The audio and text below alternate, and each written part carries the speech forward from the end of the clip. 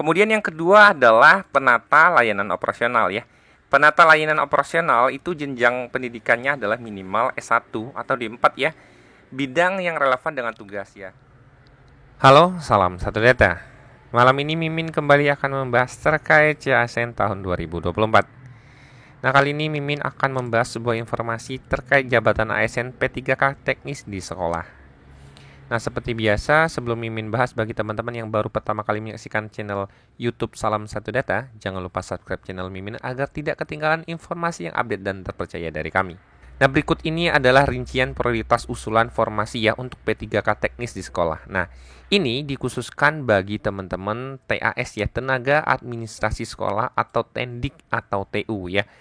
Jadi instansi daerah dapat memprioritaskan P3K teknis bagi tenaga administrasi sekolah pada jabatan terdaftar pada Kemenpan RB nomor 11. Ini ketika kita membahas nomenklatur jabatan bagi teman-teman tendik ya, di sini ada 5.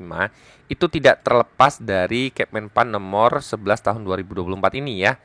Nah, ini adalah Kemenpannya. Jadi kalau teman-teman lihat, ini telah dibuat oleh teman-teman Menpan tentunya ya, terkait nomenklatur jabatan yang dapat diisi oleh ASN di lingkungan instansi pemerintah ya. Jadi kalau kita lihat di sini misalnya nih, poin nomor 1 ya, pengadministrasi perkantoran. Nah, di sini kualifikasi pendidikan minimalnya adalah SLTA sederajat ya. Kemudian tugas jabatannya adalah melaksanakan kegiatan dukungan administrasi perkantoran pemerintahan dan layanan publik atau customer service. Kemudian yang kedua adalah penata layanan operasional ya. Penata layanan operasional itu jenjang pendidikannya adalah minimal S1 atau D4 ya. Bidang yang relevan dengan tugas ya. Dan tugas jabatannya adalah melakukan kegiatan tata kelola layanan. Kemudian yang berikutnya nomor 3 adalah pengelola layanan operasional. Nah, ini memerlukan kualifikasi minimal D3, bidang yang relevan dengan tugas jabatan. Tugas jabatannya adalah melakukan kegiatan pengelolaan layanan teknis.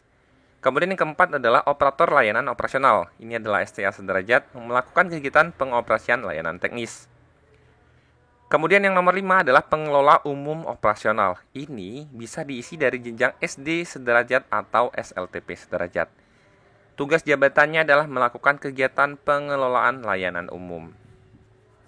Nah, berikut ini adalah beberapa jabatan yang dapat diisi bagi teman-teman tendik tentunya ya, yang nantinya akan masuk ke posisi P3K teknis. Nah, kalau kita telah beberapa contoh yang bisa diisi di sini, misalnya pengadministrasi perkantoran ya.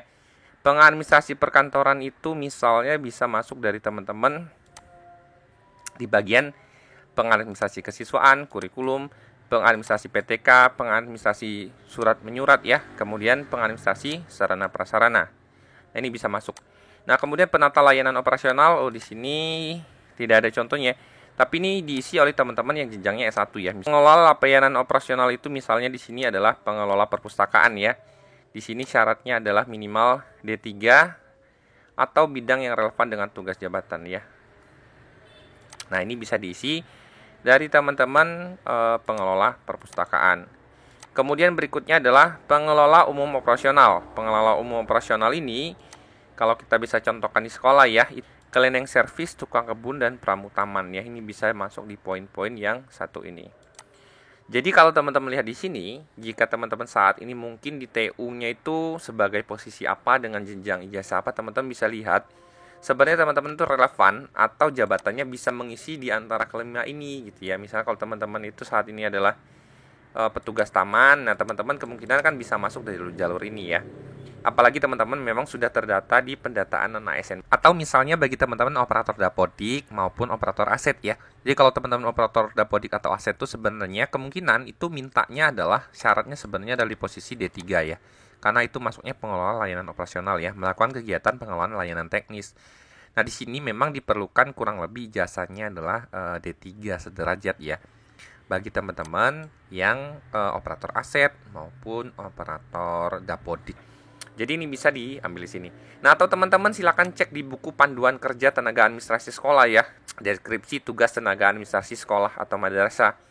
Ini kepala TU, pelaksana urusan kepegawaian, keuangan, sarpras, humas ya, pengarsipan, kesiswaan, kurikulum, layanan khusus. Nah, teman-teman bisa lihat ya, ini memang masih yang lama tapi masih cukup relevan lah ya. Ini panduan kerja tenaga administrasi sekolah atau madrasah. Ya, teman-teman coba-coba dibaca ya. Terkait jabatan ASN yang dapat diisi bagi teman-teman TU. Jadi teman-teman TU, ini kabar baik, silakan cek. Nah, di sini ada link ya, nih Mimin contohkan. Di sini ada link yang disampaikan ketika kemarin ya, ketika rakor. Nah, di sini ada informasi terkait jumlah usulan kebutuhan ya, yang bisa diusulkan ya, jumlah usulan kebutuhan yang dapat diusulkan untuk tenaga administrasi sekolah atau P3K teknis per instansi kerja ya, di Kemdikbud tentunya ya. Jadi teman-teman silakan cari sesuai dengan instansi teman-teman ya, ini banyak sekali. Teman-teman pastikan sampai terload dengan sempurna ya. Kalau tidak muncul daerah teman-teman, teman-teman tinggal scroll sampai bawah. Nah, ini Mimin contohkan secara acak saja, misalnya di sini ya, Lampung Barat. Nah, dari sini nanti muncul ya, misalnya di Kabupaten Lampung Barat. Nah, Lampung Barat ini kan karena memang jenjangnya adalah Dikdas ya. Ini totalnya misalnya untuk SD 118 formasi, SMP 15 misalnya, dengan total adalah 133 ya.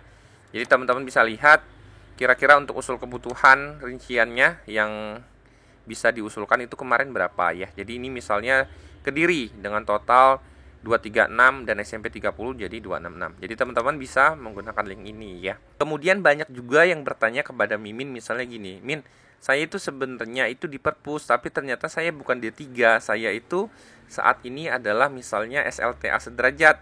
Bagaimana gitu ya. Jadi kalau teman-teman masuknya misalnya di Perpus, atau kasusnya adalah teman-teman yang ijazahnya tidak selevel dengan syarat ketentuan kualifikasi misalnya ya.